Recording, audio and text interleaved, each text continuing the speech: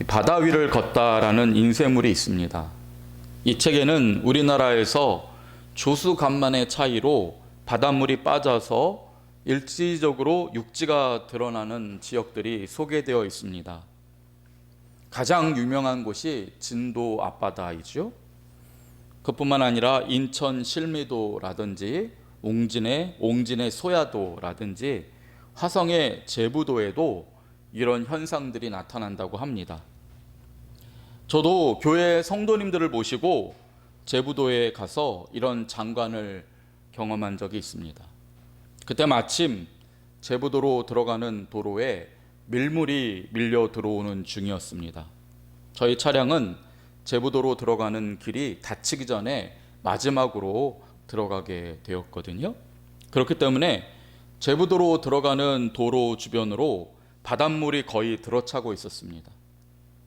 도로 위를 달리는 저희 차량의 양옆에는 바닷물이 거의 다 들어왔기 때문에 저희들은 마치 바다 위를 달리는 것 같은 기분으로 그 도로 위를 달려갔습니다. 그 길이가 한 1km 정도 될까요? 그렇게 길지는 않았지만은 아주 무섭고도 짜릿한 스릴을 만끽할 수 있었습니다. 그러면서 만약 그 도로에서 차가 멈추기라도 했다면 어떻게 되었을까? 그대로 아마 물에 잠겼을 것입니다. 홍해바다에 수장된 애굽 군대 같았을 것이다. 그런 생각도 했었습니다. 오늘 본문을 보시면 이스라엘 백성과 애굽의 군대가 홍해바다로 들어간 일을 기록하고 있습니다. 이 바다의 난길이 누군가에게는 건너편 육지에 닿을 수 있는 생명길이 되었지만은 또 다른 누군가에게는 그대로 바닷물에 수장되는 죽음의 길이었던 것입니다. 이 결정적인 순간이 누군가는 살리고 누군가는 죽이는 생사의 갈림길이 된 것입니다. 우리가 이것을 알아야 합니다. 하나님이 결정하시기 전까지는 아무리 죽을 것 같은 상황에도 사람은 죽지 않습니다. 하나님께서 정하신 때가 아니면 아무리 절망스러운 상황 가운데서도 절망이 아닙니다. 이스라엘 백성들은 어려움이 닥치자 믿음을 잃었습니다. 그들은 죽음이 코앞으로 다가왔다라고 생각하고 모든 삶의 의지를 포기했습니다. 그들이 장막을 치고 머물던 곳은 비아 히롯이라고 하는 곳이었죠. 절벽지대였습니다. 그 절벽 앞은 파도가 넘실거리는 바다입니다. 이스라엘 백성이 이곳에 자리를 잡게 되자 즉시로 애굽 군대가 도간에 든 쥐를 잡듯이 절벽에 몰린 이스라엘 백성들을 잡으러 달려왔습니다. 그때 이스라엘 백성들이 보니 앞은 절벽이고 바다입니다. 뒤에서는 애굽 군대가 칼을 들고 달려옵니다. 그러자 그들은 극심한 두려움에 사로잡혀서 이제는 죽었구나라는 생각밖에는 안 합니다. 믿음을 잃었습니다. 그러다 보니 하나님께서 세우신 모세를 붙들고 원망과 불평을 쏟아놓았습니다. 이제는 바다에 뛰어들어 익사하든지 아니면 눈에 핏발이 선 원수의 칼에 맞아 죽든지 할 수밖에 없다라고 그들은 확신했던 것입니다. 하지만 죽음의 순간까지도 하나님이 결정하시지 않았으면 죽는 것이 아닙니다. 오히려 믿는 사람에게는 이 극심한 고난의 순간이 하나님의 영광을 위한 그러한 역전의 자리가 되는 것입니다. 이스라엘 백성들은 다 죽었다고 생각했는데 하나님의 계획은 달랐습니다. 주께서는 이스라엘 자손들이 평생 잊을 수 없는 놀라운 은혜의 순간을 준비하고 계셨던 것입니다. 어제의 말씀을 보면 그 일을 위해서 우선 우리 하나님께서는 애굽 군대와 이스라엘 백성 사이에 구름 기둥을 세우셨다라고 말씀합니다. 이 구름 기둥에는 하나님이 보내신 사자가 있었습니다. 그렇기 때문에 애굽 사람들이 볼 때는 저승사자와 같았습니다. 그래서 구름 기둥이 흑암으로 덮인 먹구름으로만 보였습니다.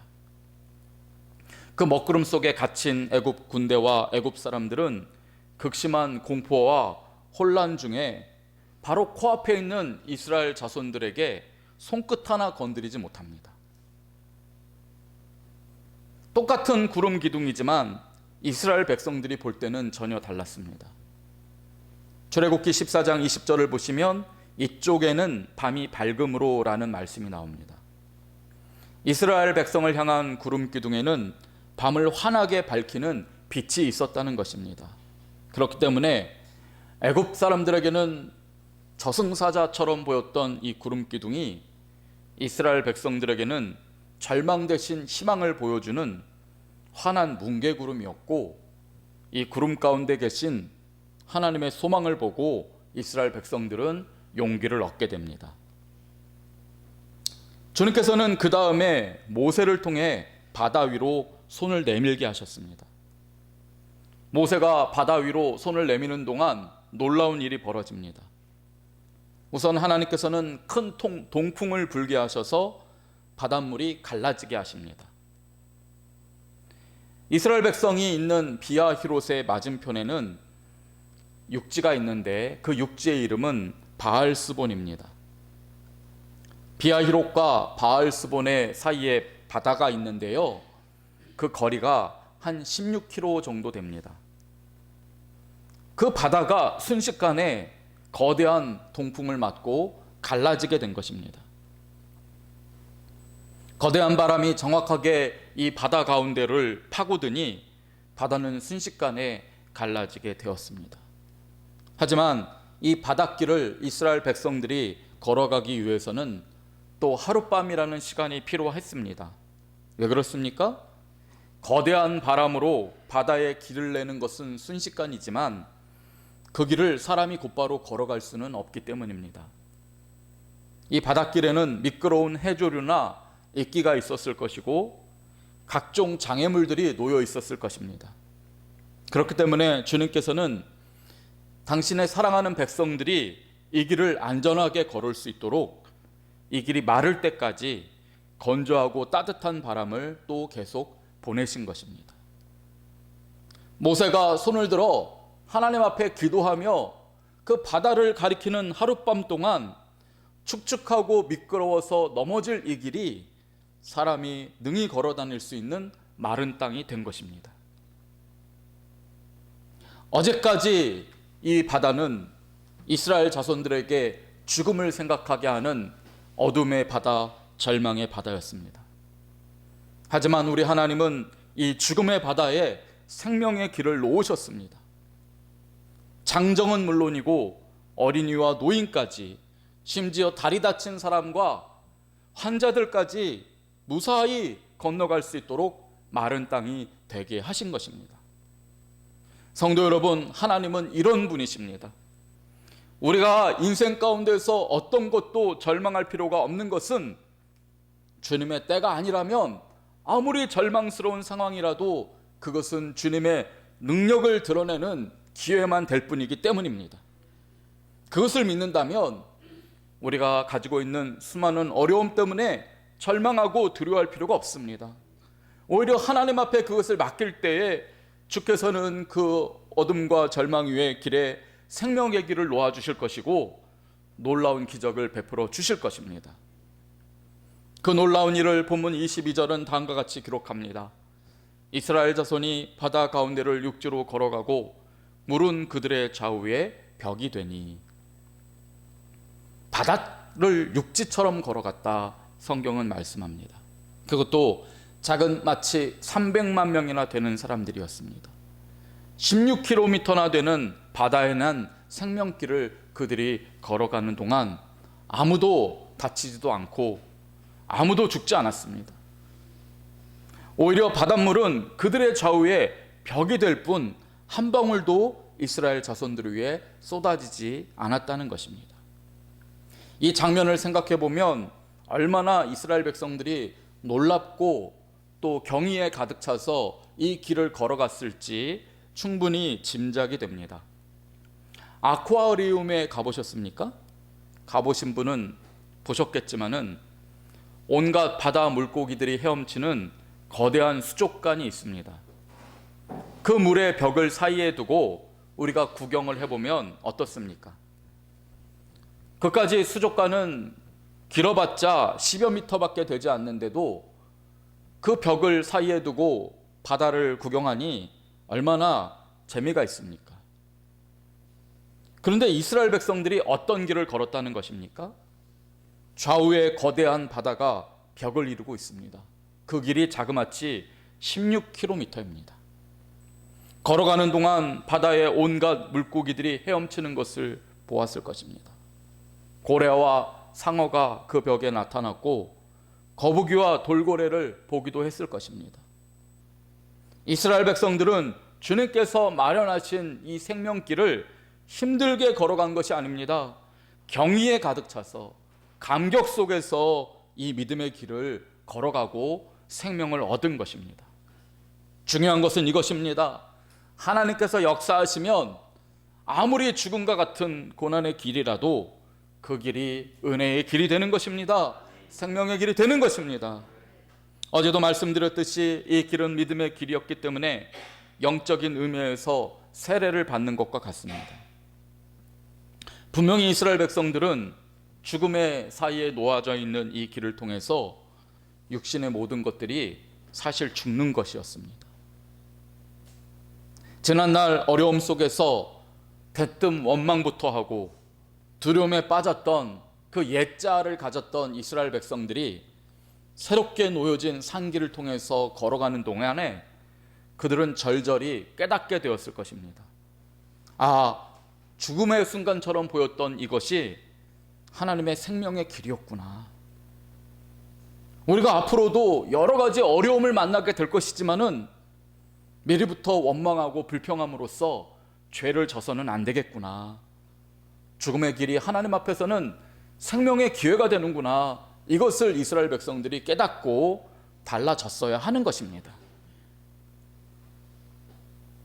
또한 이 길은 애굽의 교만한 왕과 수많은 교만한 이스라엘 애굽 백성들에게는 죽음이 예비된 길이었습니다.